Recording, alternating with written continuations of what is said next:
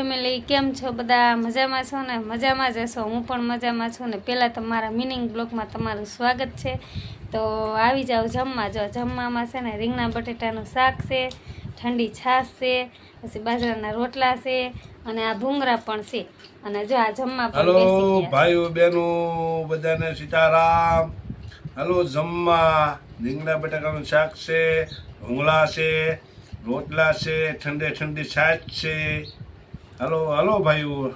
હાલો તો ફેમિલી બધાય જમવા. જો મસ્તનું રીંગણા બટેટાનું શાક કર્યું છે, બાજરાનો રોટલો છે.